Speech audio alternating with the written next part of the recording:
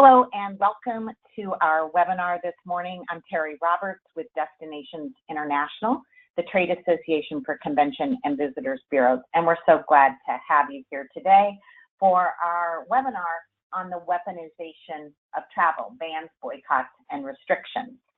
But before we get started with our webinar today, it just doesn't feel right to start without taking just a moment to send, obviously, our heartfelt thoughts and prayers to the many destinations, the many areas of our country that are experiencing disaster and emergency conditions right now. And also in a message to our planner audience today to kind of reassure you in the midst of emergency and crisis situation in a destination in which you might have a tentative or a definite meeting booked. We would encourage you to reach out to your CVB. I know that times of crisis fuel media speculation, so many things, and your CVB can provide you with the destination's current conditions, their recovery response, as well as their ability to service your meeting schedule for their city. So they are a trusted point of local contact to give you both calm, reassurance, and then a reasoned course of action on how to proceed. So just wanted to make that announcement before we begin today. And again, just our thoughts are with so many. So the weaponization of travel is our topic today, bans, boycotts, and restrictions. So I'm so glad that so many people found this an interesting topic. Obviously, travel and meetings are really superior vehicles, we all know, for broadening perspectives, for being inclusionary of a diverse group, bringing diverse groups of people together. And yet we find more and more that travel and meetings specifically are being used as political weapons. So we're not really sure if it's clear that boycotts are effective, but we know that it's abundantly clear that they hurt our precious meeting industry. And so I'm really excited to have you to be some of the first to hear some great new research that has been conducted by APCO Insight and sponsored by the PCMA Education Foundation and Destinations International Foundation.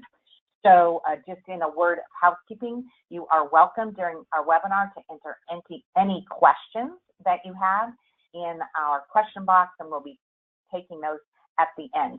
But we have a star-studded panel today, some really interesting, engaged, and passionate folks that I'm excited to introduce you to. So first, Lauren Compton, the director of APCO Insight, and Lauren is the research director for APCO Insight, which is the full-service global opinion research group at APCO Worldwide. So, Lauren, I know that your work, you uncover stakeholder insights to develop effective communication strategies, and you have such a vast experience with a wide variety of audience and topics, but your focus is really informing issue management strategies for some of the world's leading companies. So I'm really excited for our audience to hear your research and results, and welcome you and thank you for spending your time with us today.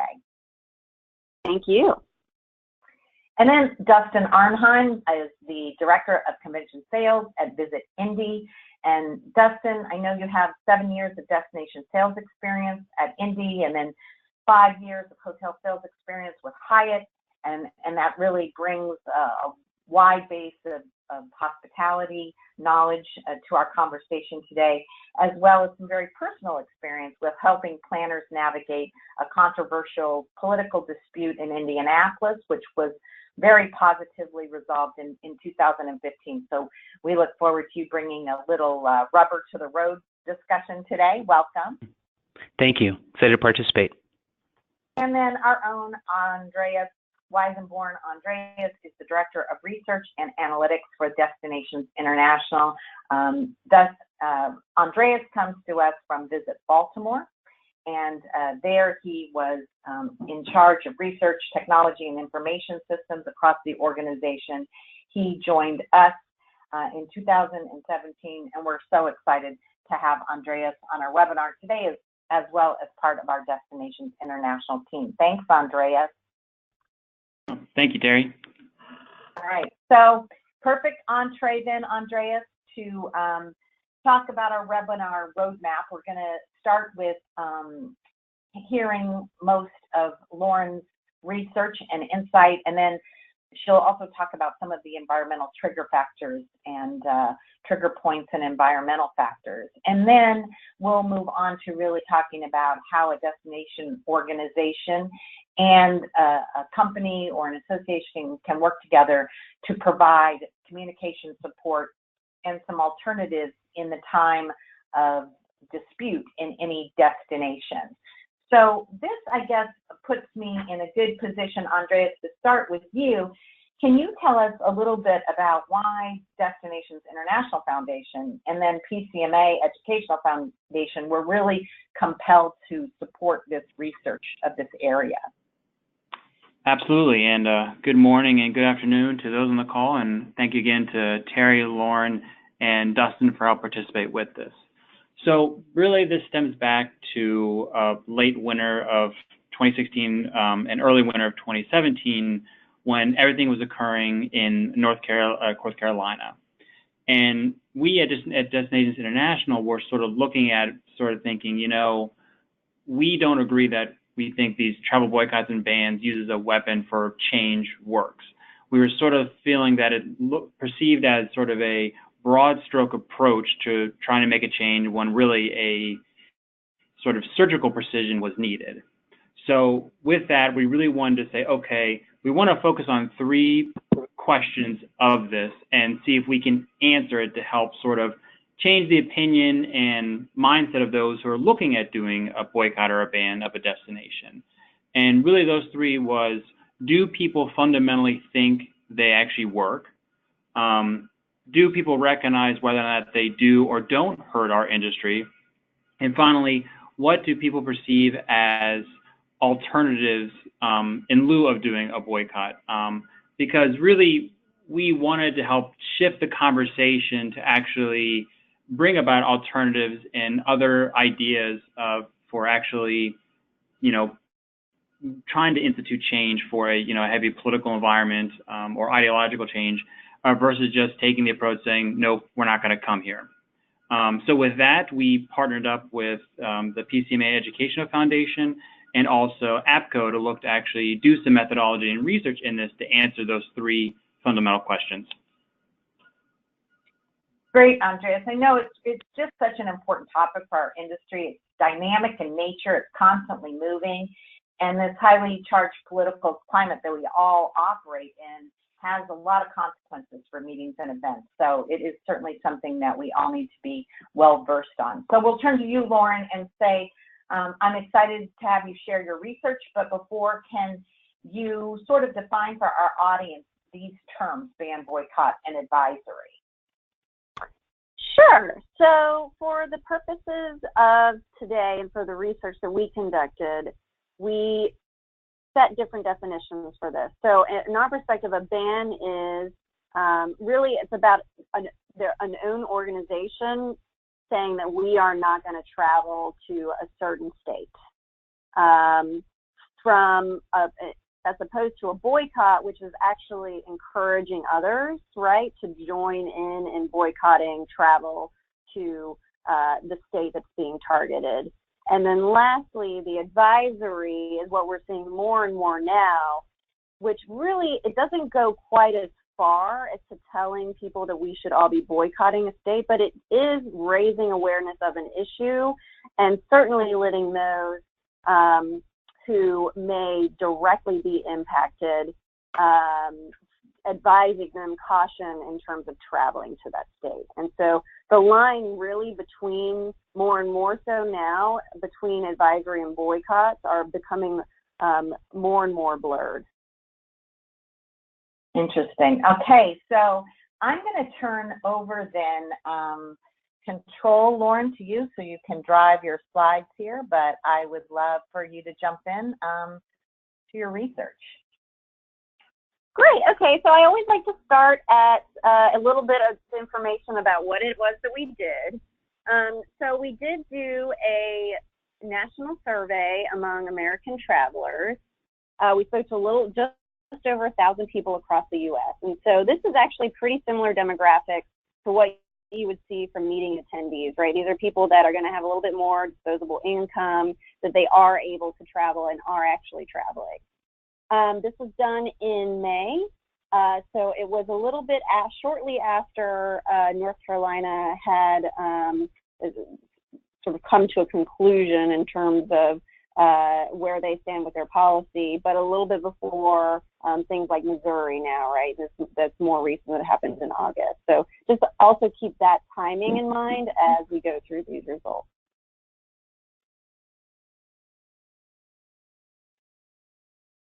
I'm just moving to the next slide. Okay, so another thing that we did in addition to the survey was looking at 5 case studies. So we looked at a number of states, including North Carolina, Arizona, Indiana, Mississippi, and Tennessee. And really the goal here was we wanted to see what are the trends across those 5 states, and what is it that breeds, what sort of environments are breeding boycotts, and what are the trigger points that are escalating boycotts. And so what we saw through that was, first of all, a lot of this is happening in an election year, okay? That was almost all of the states that we looked at was the case. So certainly something to keep in mind. I mean, it's not terribly surprising, right? There's a lot of politicization going on during those election years. You've got primarily a unified government. So your legislature and your governor are on the same side, and most of the time to date, and this could at any point change, right, if those on the right start taking a page from those on the left in terms of this issue, but it is primarily been happening with conservative governments, and really it's all focused on this idea of some sort of controversial social policy that has taken place. And so those are some of the environmental factors that are breeding boycotts.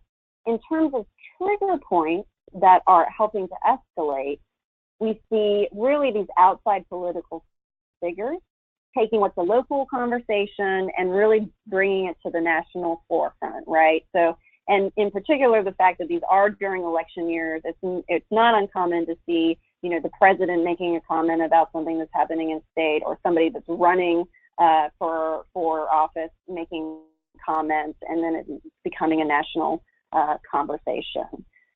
We also see there's certainly progressive activist organizations that are really ready to act as conveners. They've got a playbook, and they're really getting even faster and faster in terms of bringing other organizations together to ban in using weaponization of travel. And they're able to get some heavy hitters, right? That we are seeing businesses in the state that have a lot of influence vocalizing their opposition, and that's when we see a big escalation in terms of the issue. And then also, it's not just businesses, you can also see other sort of outside organizations that just have a lot of influence in the state. An example would be the NCAA, certainly in North Carolina, also taking a stand. So these are some of the things that we're seeing across the board when we looked at those 5 case studies. Now, moving into the survey results, I mean, one of the first things that we always like to understand is just general awareness for an issue. And what we found is that it's pretty, I mean, it's a soft majority here that say that they're familiar with the issue. And when you dig a little bit deeper in that, I mean, North Carolina is the exception here. There is a fairly good understanding for the issue in that state. But outside of that, there's certainly some confusion.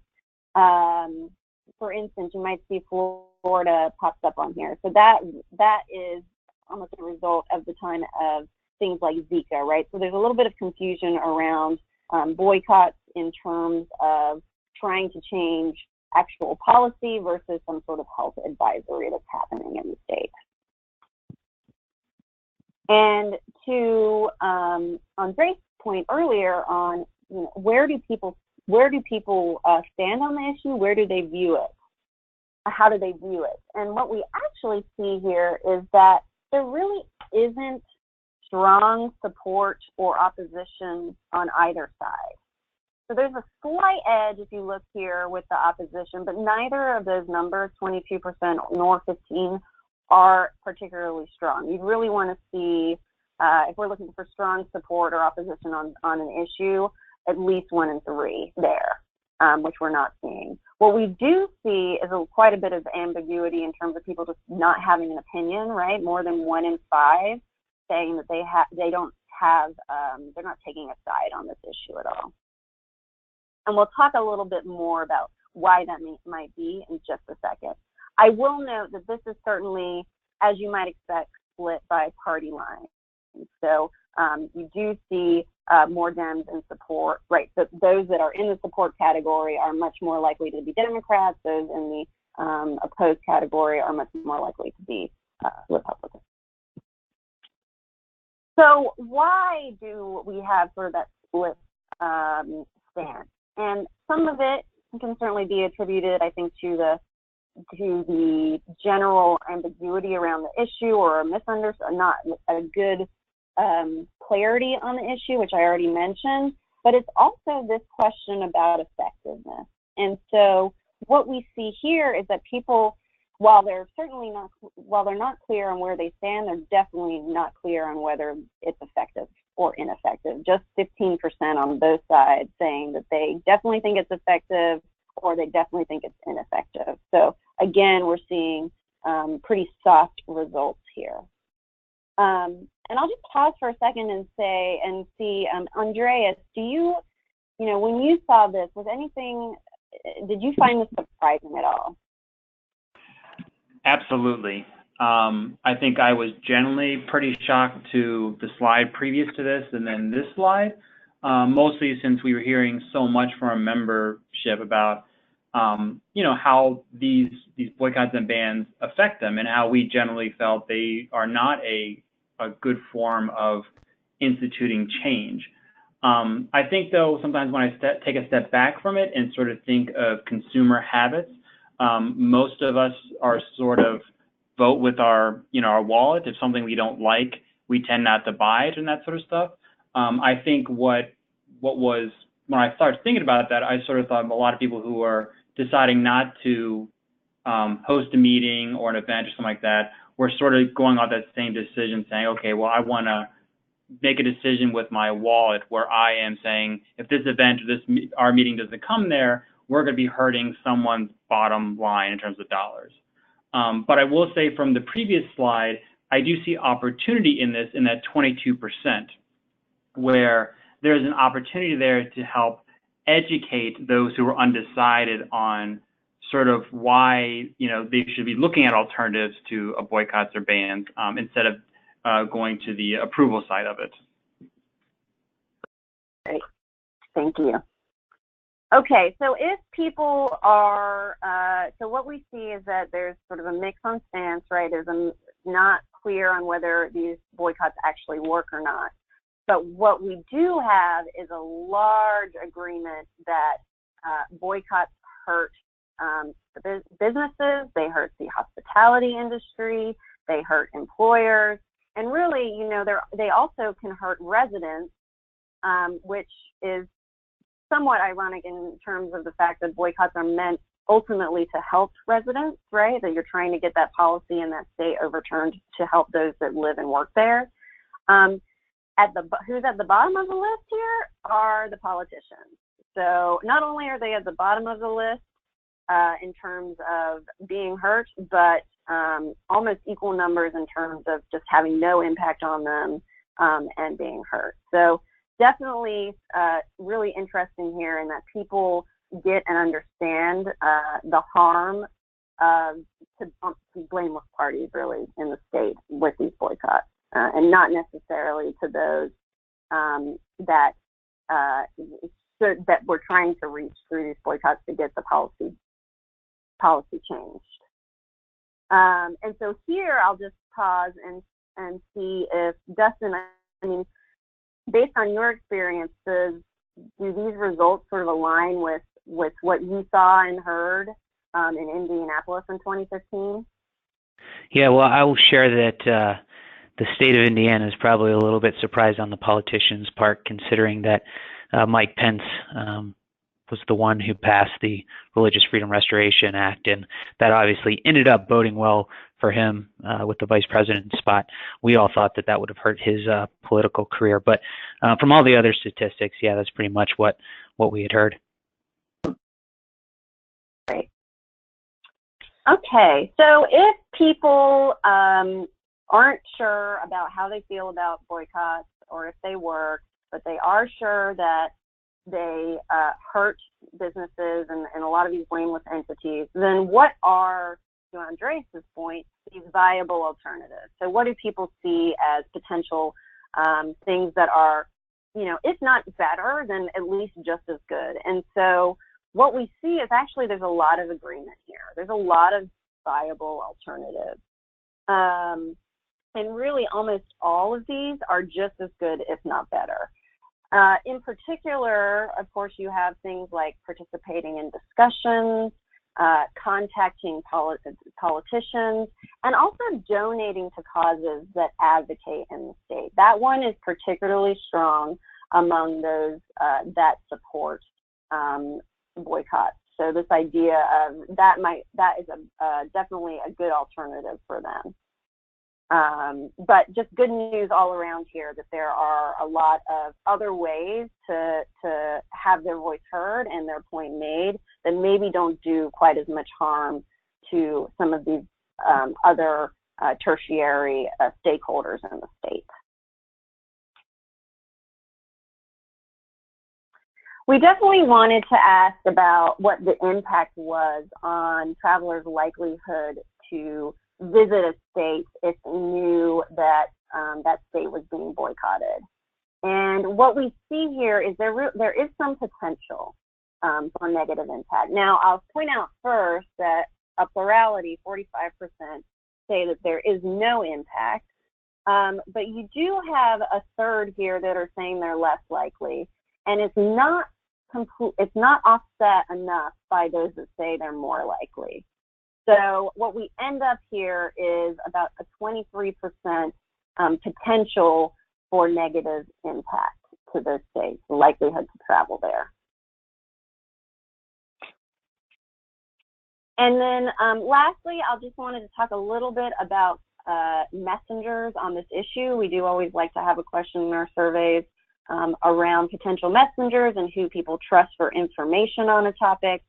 And what we see here is that we've got a few that rise to the top. I mean, essentially those top three are equal. So progressive activist organizations, obviously that's your Democrats driving that. Your Department of Justice is also leans a little bit Democratic. And then you've got your state tourism boards, and that actually is a trusted source among both sides of the aisle, in particular Republicans, but certainly trusted by both. So there is definitely a potential for tourism boards to be, they are already seen as a trusted info source on this issue.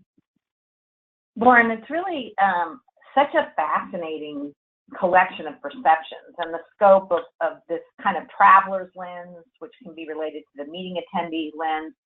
As you know, you do so much polling, so much research. What would you say were your biggest takeaways for the planning community and their CVB partners? Yeah, so I just would say that people really, I mean, they're not set in their ways or have a strong opinion on this issue. So we shouldn't assume that travelers want to have meetings necessarily moved, or they don't want to visit a state. But just to that point too, they also understand the impact that not traveling to a state and moving something would negatively impact businesses in the state. And then lastly, that there are lots of good alternatives to boycotts that are seen as just not good, if not better, and that tourism boards are really a trusted info source and can, you know, this is a fast evolving, it's a complex issue, and that they're seen as a trusted information source on this issue. Perfect, and it gives kind of a nice segue to Dustin. Dustin, I am so sure you can appreciate how, the planners are faced with such a moving target, right? Every day there's rapidly changing political reality, right? So it's nice to know that travelers see tourism boards as a trusted resource. So when planners need a resource for kind of this, because you really do have to get your head wrapped around kind of comprehensively understanding an issue that might be, in a destination where you have a group. And so who can they rely on to kind of help them understand the landscape? And I know it is far from a one-size-fits-all approach, your role in helping meeting planners. But I know that you came up with five specific ways that organizations and destination experts can work together to provide, that communication and then alternatives. So I'm going to kind of turn it over to you, Dustin, to just go through your 5 thoughts. Yes, thank you, Terry. And yes, my goal here was to leave you with 5 takeaways, but the first one obviously is always remember to engage your CVB. I know we keep on repeating this on the webinar, but we are your one-stop resource. So the first thing the meeting professional and CVB really needs to do is just breathe. When we are in this situation, it can be extremely stressful, emotional. Things are moving way too fast. So I recommend take a deep breath and try to slow down.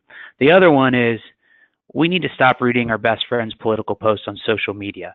CVB's intel is way more reliable. So put down your Facebook and social media and pick up the phone and call your CVB person. We have details on the proposed bills, the anticipated outcomes, the likelihood of those outcomes, and really an understanding of how we can help a meeting professional understand that legislation and how it will impact their specific event. We have access to our own teams of lobbyists and government relations staff, so take advantage of this resource. So that's the first takeaway. Number 2, it's important to remember that CVBs typically are political and neutral and are against any legislation that can negatively impact tourism as a whole. So therefore, CVBs also oppose these types of bills, and we welcome your assistance to help the fight. So all CVBs really should have a plan in place to connect you with the key local city and state leaders to express your company's concern with that particular legislation. We want your voice to be heard. So this is one of the ways we were successful in Indy amending the Indiana bill in just 4 days. We had all of our customers engaged. We reported out how much an economic impact it was going to impact the city and the state, and we got our customers engaged with our mayor and our governor. So definitely look at this as an outlet. That's such a good point, Dustin, one that's easily overlooked. Mm-hmm. All right, third takeaway. Why reinvent the wheel? None of us like to do extra work. So CVBs have learned best practices while working with your peers, other meeting professionals, and then also our peers in other cities. We talk a lot, and so I've been in touch with my friends in Texas and North Carolina, and we talk about what worked and what didn't work. So we have a great best practices that we work from. And with that said, we also recognize that not every organization's situation and concern is the same. So even though that is the case, there definitely is still common ground. All right, number 4, again, the CVB wants to help your company and work with you to keep the event in the city. So if needed, the CVB's marketing team will really become an extension of your marketing team.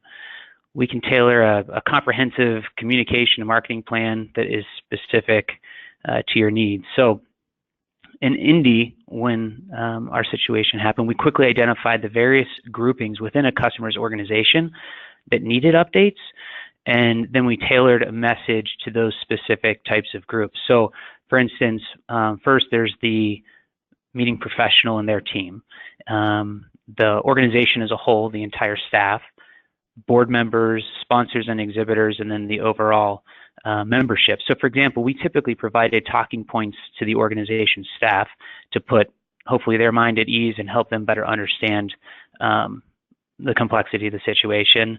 But then for the board, we provided more videos and letters from the governor or from the mayor, and then offered to attend the next board meeting to present to their team. So again, different tactics based upon the group and then the different areas of communication within an organization. And then finally, number 5, and this is probably a little bit more personal for me, but in our society, I think we really need to refocus negatives and turn them into positive situations. And a city-state with negative legislation is no different. So what that means for CVBs is that we recommend and can help customers engage with local and state organizations to help make positive impact in the community. And this is similar to what Lauren was talking about regarding the individual travelers. We can help with ideas on how to build content around the bill and relate it to the industry and professions, so you make it part of the content of the meeting. We can help provide volunteer and service projects that are directed toward the people who are actually negatively impacted by this proposed legislation. And we can even help in putting the meeting planner in touch with the appropriate city officials should the organization want to do a friendly demonstration and challenge why they don't agree with the legislation. So again, the key message is we are here to help, and we want to make sure that you are successful. So help engage with us. Dustin, I think that's a really actionable, specific list, and I really thank you for putting that together as it relates to this topic. So Andreas, we'll ask you to close us out. I've already seen on the board some questions relating to this and future plans for additional research in this area. Absolutely. So when we started going down this road in early January, we already were starting to envision sort of sequels and continuations to this research from this initial portion that you're seeing today.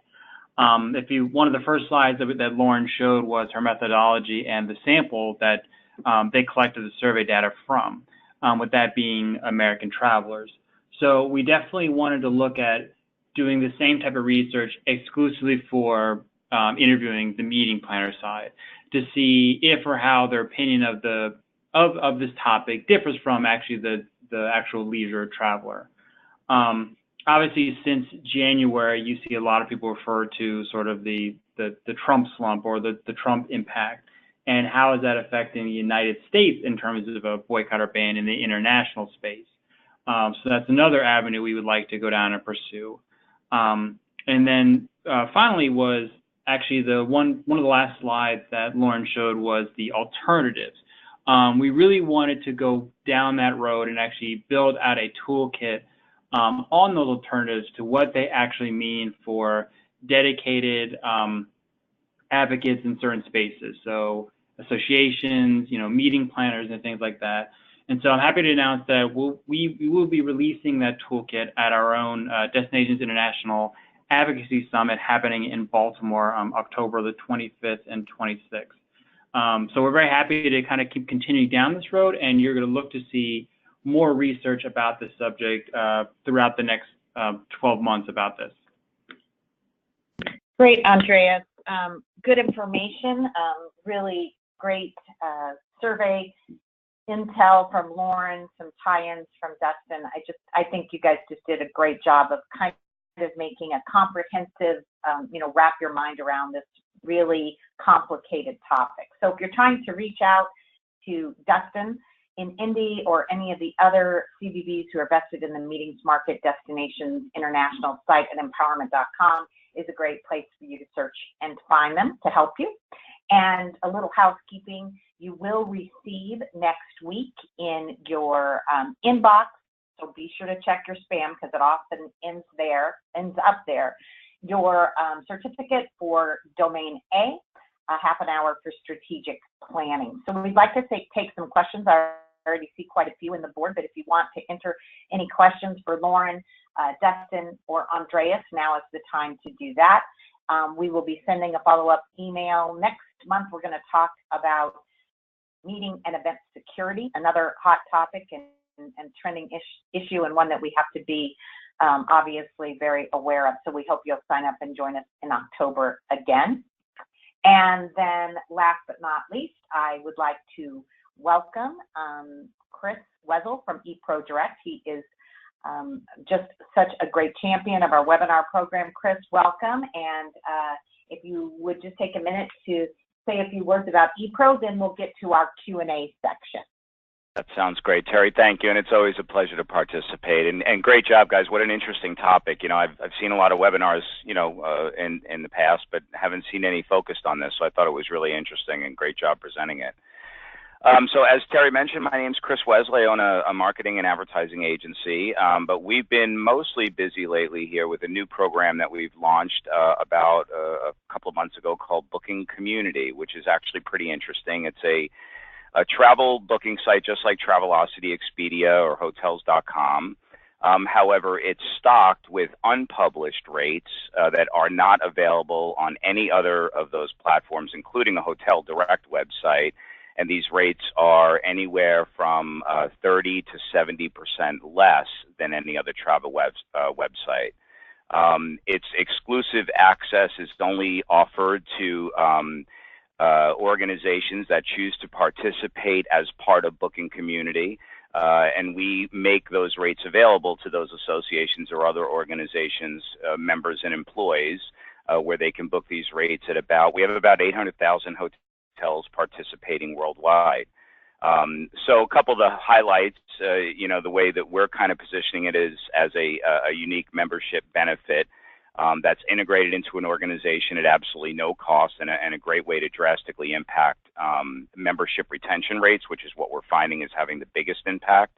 And we also have a revenue share program on all the travel that members might do. That revenue share actually goes back to the organization. So it's a pretty cool program. It's kind of a win-win-win-win-win. Everybody wins all across the board. And at this point, we are overwhelmed with the response, and we're actually now at the point where we're bringing on new organizations into the program almost daily, which we never expected. We figured we might pick up a couple of organizations a month or a week, and now we have a little overwhelming. So if anyone would like to take a look at the program, if you feel that it might be something, if your organization is looking to either generate some, you know, extra revenue to put back into the organization or increase membership benefits or employee benefits, you can go to bookingcommunity.com.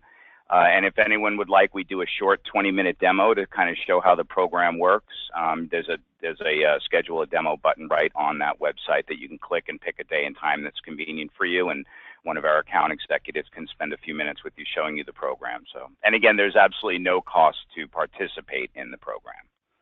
But thanks, Terry, and thanks, guys. Great job on the information on the webinar.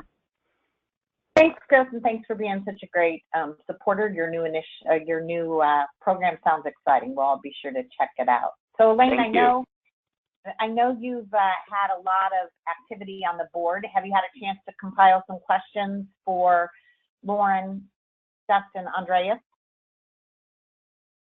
Yes, we do have a few, and they're kind of some specific, a little bit about the study. So we'll just start with one was asking, did the outcomes differ when segmented by demographics, say age, gender, travel frequency in the results? So we did see the biggest real indicator was the political party lines, right, which I had mentioned a few times throughout, that you see stance on this divided by party lines. You did see from a younger age point, millennials are more likely to really engage in all of the activities, all the alternatives that we listed. So that was definitely another interesting demographic breakout. I mean, they're just, I think the millennials today are more and more engaged and seeing, they're used to things like sharing these sorts of ideas online through social media. And so you're seeing some more activity or willingness to activate on some of these alternatives as well. So those are the biggest differences that we saw. Great. And then another question, again, two more just real specific to this study, was the sample size, and also did you ask travelers if they would support a ban? Was that a question? So we asked, so we talked to 1,001 participants across the United States as a sample size. And then in terms of the support opposition was whether they support travel boycotts or oppose travel boycotts. So yes, that was the specific question on whether they support or oppose, as well as do they see them as effective and ineffective, which were the two slides that I shared.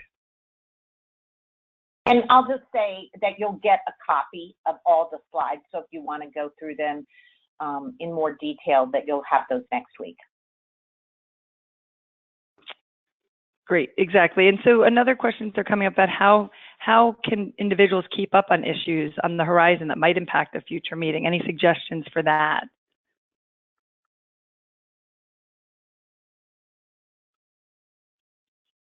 Andreas, do you want to take that one? Sure. So the question is how to keep up dates and that kind of stuff. And I think that sort of speaks to one of the alternatives that people sought was just being part of the conversation. So I know sort of what Dustin mentioned and also my time in Baltimore, there was always a continuous dialogue between us and the meeting planner and the sales team and the services team, and then also those as it relates to our civic and political leaders on the city side. So I would absolutely advocate for, having someone, on staff that is always looking towards keeping those lines of dialogue open, because kind of to what Dustin's point said is that you're the sort of at the destination level, you're sort of the front line of hearing those issues and questions on behalf of the meeting planner or the client. So I would always suggest that you have to sort of be proactive and go out of your way to keep continuing to engage, your client or your particular meeting planner with, hey, how are you feeling? How are you engaging with it? And not actually taking a back seat to the issue. Good point. E, anything else? No, that really covers off. Thank you. Okay, I did see a real specific question from Ned Blair and another real specific question from Christine Busick that I think Andreas can answer more specifically. So I'm going to send him your question and your email and ask Andreas to answer those two questions directly. So everyone, thank you so much. Again, we look forward to hopefully seeing you next month as we talk about meeting and event security. If you're headed to IMAX America and want to take a deeper dive, there will be a more in-depth panel discussion, a closer look at travel bans and boycotts that happens on Smart Monday, 3:30 to 4:30 in Las Vegas. And Andreas, of course, mentioned for our CVB sales professionals on the line that the Advocacy Summit, please tell those in your organizations that might be headed there that Baltimore is a great place to take a deeper dive. All right, everyone, have a really great day. We certainly appreciate you participating. And again, Andreas and Lauren and Dustin, thank you so much for your insight. Thank you so much for having us. Thanks. Take care. Thank you.